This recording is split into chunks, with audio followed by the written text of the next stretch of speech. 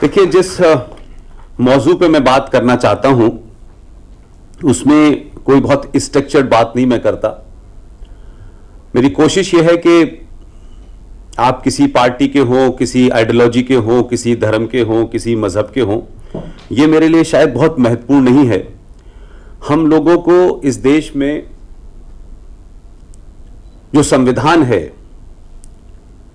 जिस संविधान का संविधान दिवस भी मनाया जाता है, संविधान को लेकर के चर्चाएं भी बहुत होती हैं और हर छोटी छोटी बात पे कहा जाता है कि संविधान से ऊपर कोई भी नहीं है।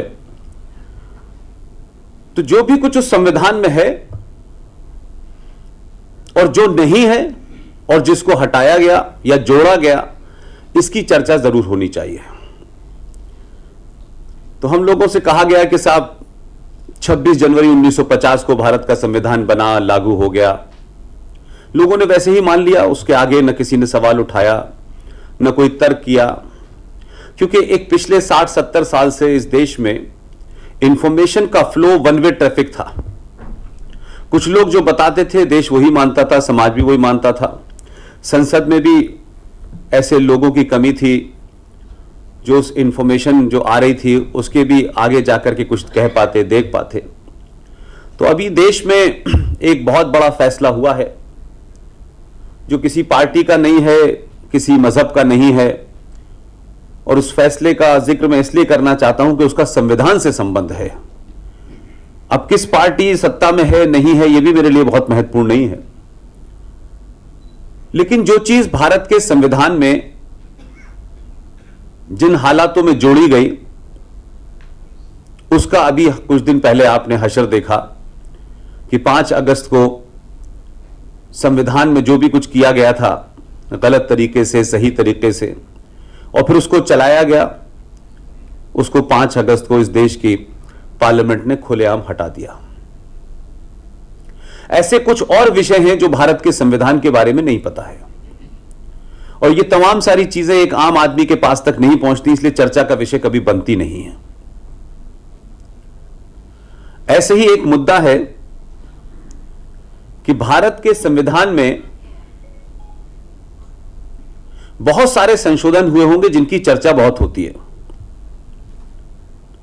लेकिन 1957 को भारत की पार्लियामेंट में एक लंबी चर्चा के बाद यह तय हुआ कि जो भारत का कैलेंडर है,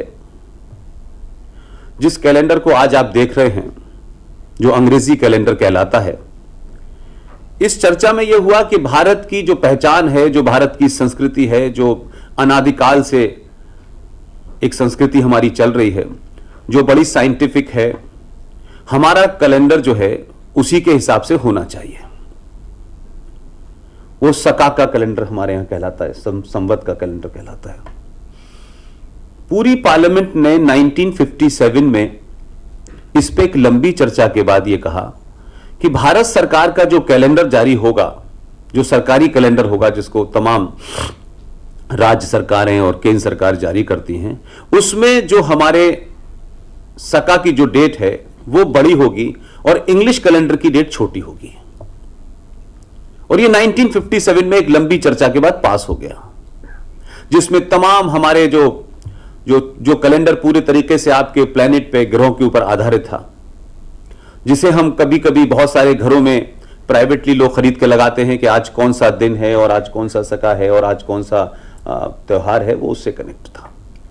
57 में ये पास हुआ, इसको एक्सेप्ट कर लिया गया, और ये किताब उस सिलसिले में है, कब हुआ, कैसे हुआ, क्या क्या उस पर डिस्कशन हुआ, और यह तय हुआ कि यह कैलेंडर यही छपेगा, इसके अलावा दूसरा नहीं छपेगा। लेकिन पूरी प्रोसीडिंग के बाद में कहीं यह बात मुझे नहीं मिल पा रही अभी तक, आरटीआई से भी मैंने पता किया कि जब यह तय हो गया था कि यह वाला कैलेंडर छपेगा, तो फिर किसके फैसले से पूरी संसद ने जो पास किया था उसको हटा दिया गया, और आज जो कैलेंडर छपता है उसमें इंग्लिश की डेट प्रोमिनेंट होती है। हम जनवरी, फरवरी, मार्च, अप्रैल जानते हैं, जो दूसरा कैलेंडर था वो है ही नहीं उसके अंदर। तो अगर ये नहीं है तो देश को जानना चाहिए कि किसने इसको हटाया, क्यों हटाया, किसके कहने से हटा, और क्या कोई सरकार पार्लियामेंट में पास हुई चीज को हटा सकती है, क्या उसके पास इतनी ताकत है? इसका कोई जवाब अभी इस देश में नहीं है। इसी तरीके से भारत के संविधान में आपके राज्य के एक बहुत बड़े आर्टिस्ट थे नंदलाल बोस, उनको बुलाकर के एक कमेटी बनाई गई। उसमें करीब 9 लोग शामिल थे, ज्यादातर बंगाल के ही थे उसमें लोग, और शांति निकेतन के कुछ छात्र उसमें मौजूद थे। और यह कहा गया कि ये जो भारत का संविधान है, जो एक लंबी प्रक्रिया के बाद बना है, भले ही उसमें कई सारी खामियां हैं जिस पे सवाल उठाए जा सकते हैं, कई सारी गलतियां हैं, कई सारी चीजें ऐसी बताई गई हैं जो सच नहीं है। तो यह कहा गया कि ये जो भारत का संविधान है, अगर इस संविधान पे भारत न लिखा हो तो कैसे किसी को बगैर देखे ही वो ये समझ जाए कि ये भारत का संविधान है। तो नंदलाल बोस जी को बुलाया गया, उन्होंने कोई 4 या 5 साल उसका अध्ययन किया, और उसके बाद में यह कहा गया कि जो भारत की सभ्यता है, जो भारत की सनातन संस्कृति है, जो 5000 साल से भी लंबी है, उसके तमाम वो कौन से इंप्रेशंस हो, और आधुनिक भारत तक, यानी जो आजादी जिसको हम कहते हैं 47 की, उसके बाद तक के कौन से हीरो हो सकते हैं जो इस संविधान में जिनको समाया जा सकता है। और 5 साल के बाद कुल मिलाकर के कोई 22 स्केचेस बनाए गए, और उनको संविधान के जो जो पन्ने थे, जहां जहां स्पेस थी, उससे भर दिया गया, और वो अप्रूव होके फाइनल होके लागू हो गया। उस अगर स्केच वाले जो ओरिजिनल संविधान की कॉपी है, वो भारत की आर्काइव में रखी हुई है ताले में। उसका जो पहला पन्ना है, अगर आप पहला पेज खोलेंगे तो पहले पेज के ऊपर भगवान राम, सीता जी और हनुमान की तस्वीर है। उसमें कृष्ण जी की भी तस्वीर है, उसमें शिवाजी की भी तस्वीर है। यह बात मैं इसलिए कह रहा हूं कि जब यह सब निर्णय हुए थे तो ना आरएसएस उसमें शामिल थी, न विश्व हिंदू परिषद था, न बजरंग दल था, और न इनका कोई डर था। तो जो लोग भी थे वो न्यूट्रल लोग थे। ये किसने फैसला लिया कि भारत के उस ओरिजिनल संविधान में, जिसमें अंग्रेजी में लिखा हुआ है कि Lord Rama is a constitutional entity, किसके कहने से भारत के संविधान से उन 12 तस्वीरों को हटा दिया गया? क्या इस पे चर्चा नहीं होनी चाहिए? क्या इस पे सवाल नहीं पूछा जाना चाहिए? क्या इसको हिंदू, मुस्लिम, क्या इसको सेकुलर और कम्युनलिज्म में बांट देना चाहिए? यह बात अलग है कि आज हमारे यहां सेकुलरिज्म की डेफिनेशन और कम्युनलिज्म की इतने नीचे स्तर पर आ गई है कि अब इस देश में बहुत सारी चीजों के बारे में सवाल खड़ा करना जो है वो कम्युनलिज्म हो जाता है। किसी बारे में सवाल पूछना एंटी इस्लामिक हो जाता है, एंटी मुस्लिम हो जाता है, क्योंकि हमारा राजनीतिक स्तर इतना नीचे चला गया है। दूरदर्शन के ऊपर किसकी कहने से सत्यम शिवम सुंदरम लिखा गया, कहां पास हुआ, सबको पता है हो, लेकिन किसके कहने से यकायक उसको हटा दिया गया? दूरदर्शन पे क्या सत्यम शिवम सुंदरम का जो लोगो था वो किसी के मजहब के खिलाफ था? और तो और छोड़िए पिछली सरकार ने क्या काम किया है। एक केंद्रीय विद्यालय पूरे देश में चलता है, व्यास साहब, पूरे देश में।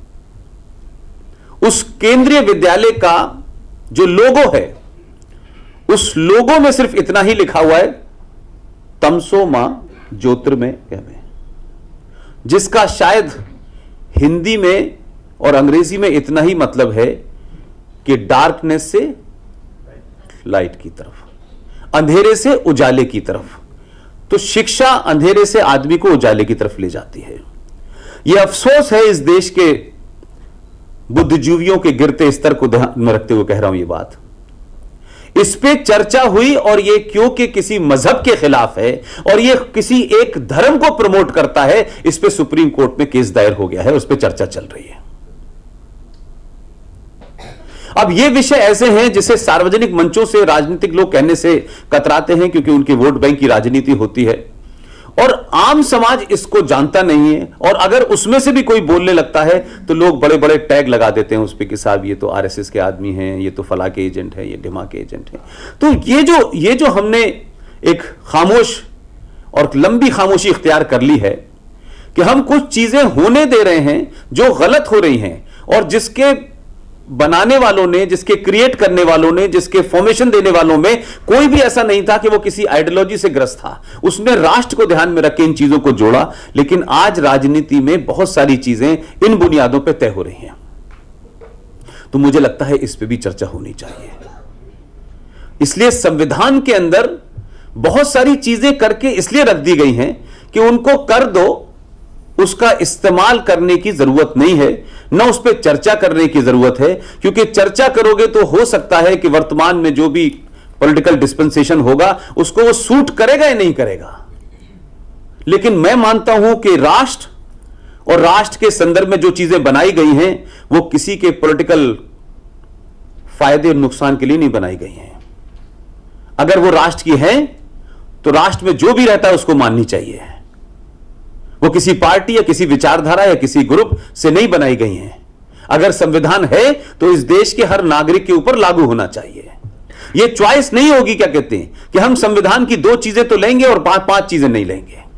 ये नहीं हो सकता है। संविधान है तो सबके लिए है और संविधान नहीं है तो किसी के लिए नहीं है। तो इसमें बहुत सारी चर्चाएं जब भी इस देश में होती हैं उसको पार्टी लाइन पे आप बांट सकते हैं, आसान है। लेकिन संविधान निर्माताओं ने अपने ही संविधान के अंदर लिखा कि देश जो है अलग अलग पर्सनल बोर्ड से नहीं चलेगा। इसमें यूनिफॉर्म सिविल कोड होना चाहिए। सारे नागरिक बराबर हैं, उनके सिविल अधिकार बराबर होने चाहिए। अगर आईपीसी सबके ऊपर एक सी लागू होती है तो वो मजहब के नाम पे भी लागू होनी चाहिए। फिर तो सिविलियन लॉ आपको चाहिए धर्म के नाम पे और क्रिमिनल लॉ चाहिए आपको आईपीसी के नाम पे। तो मैं समझता हूं कि इससे तो डिस्क्रिमिनेशन होगा देश के अंदर। तो अगर हत्या में 302 की धारा लगेगी, वो हिंदू हो, मुसलमान हो, क्रिश्चियन हो, 20 पार्टी का हो, उस पार्टी का हो, तो सब पे लागू होनी चाहिए। तो सिविल मैटर के अंदर फिर ये क्यों डिस्क्रिमिनेशन है? और जब भी कभी ऐसे मामलात पे जब भी चर्चा होती है तो लोग इमीडिएटली उस पर रिएक्ट करना शुरू कर देते हैं। इसलिए पिछले 70 सालों में बहुत सारे काम जो होने चाहिए थे वो इसलिए नहीं हुए कि हम इसको उठाएंगे तो वो ये सोचेंगे, हम इसको उठाएंगे तो ये आरोप लगाएंगे। तो देश इससे नहीं चलता है कि कौन क्या कहेगा और कौन क्या आरोप लगाएगा।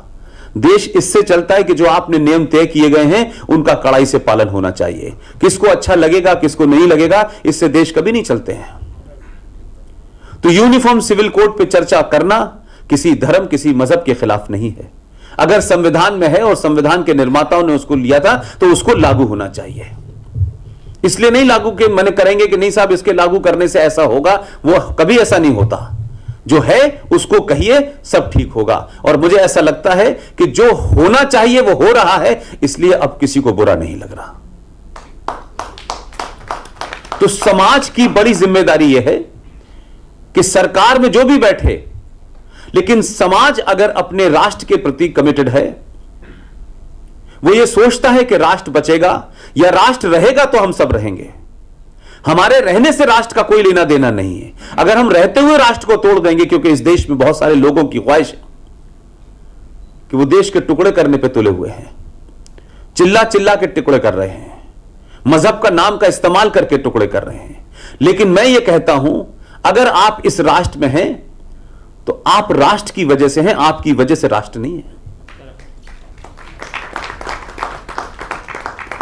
इसी तरीके से हमारे यहां 5 जून 1974 को पर्यावरण दिवस मनाया जाता है। इस पर बड़ी चर्चाएं होती हैं। सरकार के दिन आता है, हम लोग कुछ पेड़ लगा देते हैं, बहुत सारे काम करते हैं, और उसमें यह भी कहा गया कि साहब पर्यावरण के संरक्षण के लिए जो है हमें जो है वायु पोल्यूशन और वाटर पोल्यूशन और इन सब पे चर्चा होनी चाहिए। और इसके बाद ये पास होके 5 जून 1974 को भारत में एनवायरमेंट डे मनाया जाता है। लेकिन 1976 में एक लंबी चर्चा के बाद 42वां संवैधानिक संशोधन पास हुआ, और इस संशोधन की 7वीं सूची के अंदर यह कहा गया, राज्य सरकारों को और केंद्र सरकार को निर्देश दिया गया, 76 की बात बता रहा हूं मैं आज, कि राज्य सरकारें और केंद्र सरकारें जनसंख्या नियंत्रण को लेकर के अपने यहां कानून बनाएं। यह 76 की घटना है और आज 76 से 2019 हो गई है और यह कहा जा रहा है कि तमाम जो पूरे दुनिया के अंदर पॉल्यूशन फैला हुआ है, पानी की स्कैर्सिटी है, पूरी दुनिया की जो खेती करने लायक जमीन है उसका 2% हिस्सा सिर्फ भारत में है। जो पीने योग्य पानी है उसका 4% भारत में है और कंजम्पशन 20% है। तो आपके यहां पॉल्यूशन को लेकर के आप सब देख रहे हैं कि दिल्ली के क्या हाल है, हरियाणा का क्या हाल है, देश में और शहरों में क्या हाल है, इसकी चिंता जताई जा रही है। लेकिन उस चिंता के निराकरण में जब 42 अमेंडमेंट बिल पास हुआ और यह कहा गया कि आप जनसंख्या पर नियंत्रण करने के लिए और परिवार नियोजन की योजना चलाएं, तो आज तक हमारे देश में ये दोनों योजनाएं इसलिए नहीं चलाई गई कि इससे कोई नाराज होगा, ये किसी के खिलाफ बनाई जा रही है। तो आपने संशोधन तो करके रख दिए, उस पर कभी अमल नहीं किया। और जब आज भयावह स्थिति है तो आप जब आज जनसंख्या नियंत्रण की बात करते हैं, आप कहते हैं परिवार नियोजन की बात करते हैं, तो सडनली कुछ लोग कहते हैं कि भाई देखिए ये तो हमारे मजहब के खिलाफ है। तो ये देश किसी के मजहब के खिलाफ है या नहीं है, ये देश संविधान के खिलाफ नहीं होना चाहिए। तो अगर ईमानदारी है तो कोई सरकार हो, कोई राज्य सरकार हो, इनको प्रावधानों को मानना चाहिए। अब मैं दूसरी बात आपकी कहना चाहता हूं। ये तो आप कह सकते हैं कि मेरे विषय का हिस्सा नहीं था। जो विषय बताया गया मुझे सुधीर भाई के माध्यम से, उसमें कहा गया कि भारत की ताकत और भारत का दुनिया को नेतृत्व, भारत दुनिया को नेतृत्व जब भी देगा जब भारत का हर घर मजबूत होगा। घर मजबूत होगा तो समाज मजबूत होगा, मोहल्ला होगा, कॉलोनी होगी, जिला होगा, राज्य होगा, तब देश मजबूत होगा। ऐसा कभी नहीं होता है कि आपके देश के अंदर हजारों कॉन्फ्लिक्ट हों, आपके बॉर्डर के ऊपर हजारों कॉन्फ्लिक्ट चल रहे हों और आप जो हैं दुनिया को नेतृत्व देने की बात करने लगे। यह ख्याल अच्छा है, आना चाहिए, होना चाहिए, लेकिन उससे पहले 130 करोड़ लोगों का देश अंदर से कॉन्फ्लिक्ट से फ्री होना चाहिए। इस भारत की 80% से ज्यादा शक्ति इस देश के अंदर के कॉन्फ्लिक्ट के कारण खराब है। हजारों, हर चौराहे पे एक समस्या है। हर समस्या को किसी मजहब से, किसी धर्म से, किसी पहचान से, किसी जाति से इतना जोड़ दिया गया है कि आप चाहते हुए भी उससे आगे नहीं बढ़ सकते। आप कितने भी मकान बना दीजिए, कितने भी हाईवे बना दीजिए, अगर इस देश में हर साल, जो ऑस्ट्रेलिया की पॉपुलेशन है 2 करोड़ से कुछ के आसपास है, हर साल भारत में एक ऑस्ट्रेलिया बस जाता है। कितने रिसोर्सेज आप पैदा कर देंगे, कितने मकान बनाएंगे, कितनी सब्सिडी देंगे, इससे निपटारा नहीं होगा। यह व्यवस्था धीरे धीरे अंदर से खोखली हो रही है। एक रिजर्वेशन है, एक पॉलिटिकल वेपन है। उसका इस्तेमाल ऐसा है कि एक आईएएस अफसर थे, वो किसी विशेष पार्टी में थे, SC/ST कमीशन के चेयर बने, उनके घर में 21 आईएएस हैं, तब भी वो रिजर्वेशन ले रहे हैं। तो हमने कुछ चीजों को इसलिए कि वो पॉलिटिकली सूट करता है और कुछ लोग सत्ता में आ जाते हैं। जो लोग ये समझते हैं कि सत्ता में आ गए, सत्ता में हजारों करोड़ों लोग आएंगे और चले जाएंगे। उनके सत्ता में आने से, नहीं आने से राष्ट्र का कुछ नहीं होने वाला है। वो सत्ता में रहते हुए राष्ट्र के लिए क्या करते हैं उतना ही मतलब है सिर्फ। लिहाजा सत्ता की जिनको भूख है वो सत्ता को रहें, लेकिन देश और राष्ट्र के साथ वो खिलवाड़ ना करें। इस दबाव बनाने के लिए समाज को बाहर निकलना जरूरी है। ये बहुत सारी चीजें, जिसकी कई बातें आपने गिनाई, और हजारों संगठन, आप जैसे लॉयंस क्लब है उसमें और भी बहुत सारे हैं, वो ये सब कर तो रहे हैं, लेकिन एक दिन इसकी भी चिंता करनी चाहिए कि इसके रोकने की जगह कहां से शुरू करें। यह सिलसिला जारी है, पॉपुलेशन बढ़ रही है, तमाम चीजें बढ़ रही हैं, लेकिन उसको हम बढ़ने दे रहे हैं और हम जो लोग बीमार हैं उनका इलाज करा रहे हैं।